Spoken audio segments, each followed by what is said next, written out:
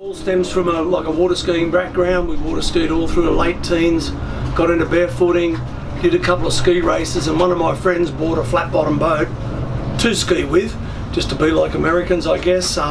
It was an ex-Australian drag boat, just with a carbureted motor, and we fiddled around with that and didn't ever race it. Then I decided to get a bigger and better boat, and that's when I bought that Cole boat from the US, which was previously known as Plastic Toy. I renamed it Cole Runner, and it had a 468 cubic inch Chev engine and went really well. I went to the US in '76 and organised getting a boat, and went back in '77 and had it organised, and then my first race was Windsor, I think October '77. Back at those days, the only other blown boats were circuit boats, like 18'6" Everingham's. Chaos was probably the leading boat in those days. And at the drags, they'd do about 112 miles an hour, I think, most of them did. And on my first, the qualifying day, I think I did 132, either on qualifying or on the race the next day.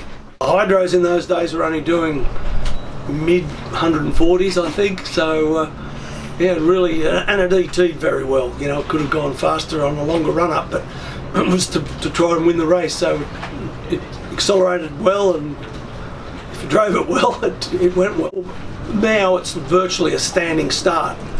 Back then it was a rolling start, and flat bottoms were meant to start somewhere around 20 to 25 miles an hour, and the starter controlled. If one boat was a bit ahead, that would get slowed down, or the other one could catch up. And there was a bit of, you know, toing and froing, trying to organise the start. And on that very first meeting, I sort of got left at the start in the final of my class, which still irks me a little bit. But I ended up, they used to run a top eliminated class then, so any boat could go in it, and I was also runner-up in that to Neil Johnson's Blueprint, I think.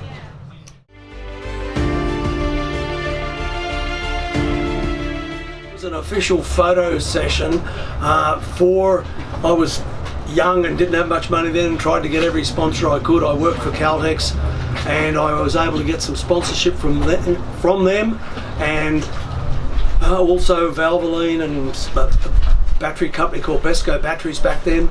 And I put together a trip to go to the US, and I think that was the photo session for USA Travel that the trip was organised through. Yeah, it was like being out in the ocean off Cronulla Beach. It was with all the ferry wash and all the boats zooming around. Yeah, it really didn't get up to much speed. It was just a photo session.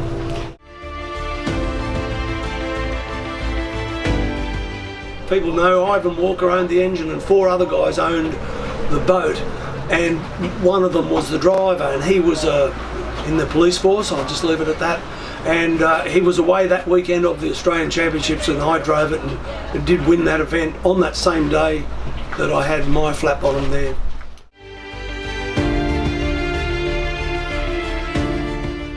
In Australia, I bought the mould that made my first boat. They had a bigger step in them in the US, which wasn't legal for our displacement racing. So I bought that mould, and then that white boat with the blue on it was made by Bobby Thurger at Windsor, where his old factory was, and yeah, I fitted it out, and by then it had a little bit bigger engine. Yeah, and so it went really well.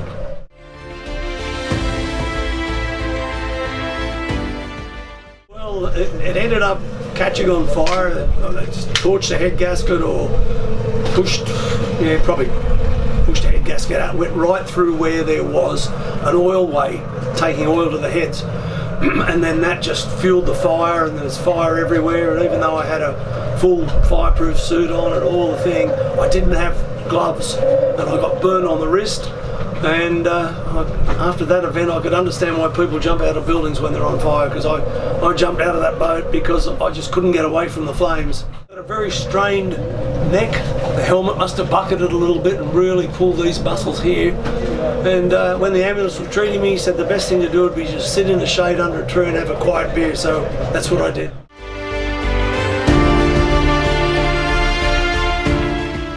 Windsor, after the Marine Stadium was built, was the best place, I guess, with the launch ramp facilities. It was a great place because, you know, it was like a holiday atmosphere. Everybody's walking around in shorts and bikinis, and having that side creek to launch, retrieve boats, it was easy in and out. So I guess that would be the favourite place.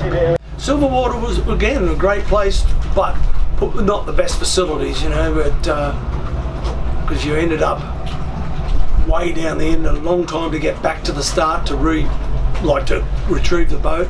But the water was always good and flat there, and each place had its issues. Sometimes there'd be barges being pushed up the river there we'd have to stop for, or like at the Upper Hawkesbury there'd be a ferry boat we'd have to stop for and let it go through. And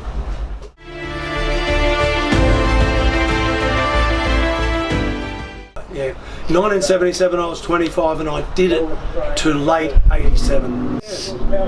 Yeah, when I bought my first boat, you know, in the suburbs it was probably a quarter of a house to buy. But it was, back then they were sort of pretty reasonable investments. Like I remember selling that boat in the motor one way, the boat another way, and virtually got the money back for it at the time. Admittedly, 4 years had gone past or something, but you know, they were sort of an asset in some ways. Yeah, but back then the big record was the Australian Powerboat Association, the Flying Kilometre record, Flying Kilo record it used to be called, and I think it was the end of '78. No, it might have been even later. I went down to Lake Wyangan at Griffith with the idea of doing the Flying Kilo record, and I did break 100 miles an hour, but the water was that bad.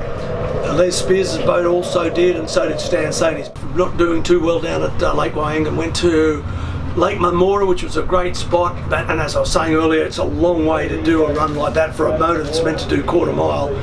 And anyway, it did break the record, set the record, and it broke 200 kilometres an hour. So I already had a 100 mile an hour badge, so I got the 200 kilometre hour badge, which was the second ever given out, and the first went to Ken Warby, who was a member of St George Motorboat Club in those days.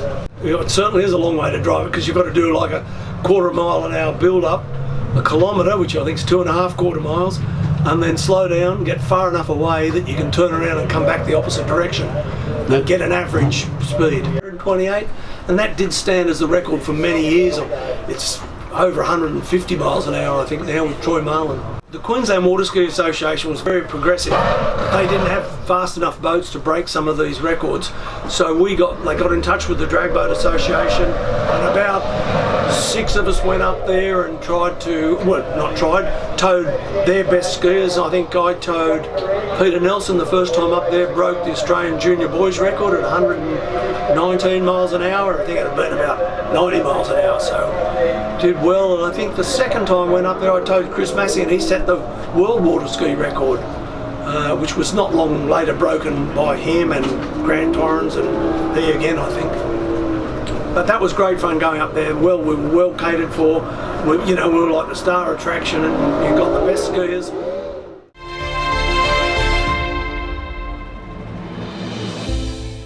Okay, well, it's interesting because I got that opportunity to drive Hombre we were talking about earlier, and then the Sainty family bought that boat, and they took a mould off it and were willing to sell the boat. So I bought that Hombre just in white and raced it in white for a little while with that Sainty 4-valve engine, and then eventually just painted it black, and it went on. It held the record for a long time and set it a couple of times. Its best run was about 171 miles an hour.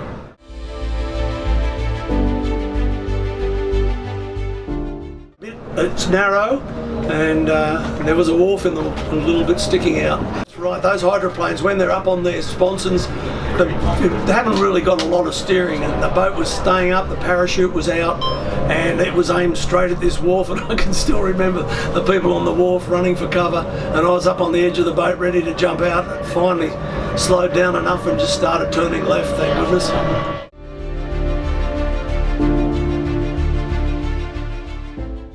awfully dangerous. I was at a meeting in the US where a guy was killed, unfortunately, just licensing in a top fuel hydro. And it was a very dangerous scene. And I was more an engine guy, and I was going to change over to car drag racing, probably in 1990. But family came along, and a generation, and then my daughter got interested in junior dragsters, which is a form of little cars for children from 8 to 16. And we did that with her for 5 years or so, and she was quite successful. And I caught up with all my old boat racing buddies, like Phil just said, the Sainties, the Newby family. They were second generation racers by then, so was the Sainty family. And everybody would say to me, "Hey, come and do some drag racing." And I'd say, "I haven't got a shed, I haven't got a trailer, I haven't got a truck." And anyway, gradually got more and more stuff, and then I bought my own car. Brought like a nostalgia funny car in from the US in 2008. I think it first hit the track in 2009. And it was really successful. It actually won a round of the Top Alcohol Championship. I've built 2 cars that are a bit unusual, and they're classed as dragsters because they're long, but they're really a stretched funny car. The first one had a front and back wing. This current car has got a big one-piece streamlined body. It looks more like a Bonneville car. That first nostalgia car got into the high 240s, and then my other car got 257 miles an hour. Now this latest car holds the dragster record at 268 point something miles an hour, which I'm told is about 432 kilometres an hour. First crash I've had, and it happened so quickly. The cocoon you sit into one of those drag cars is really safe.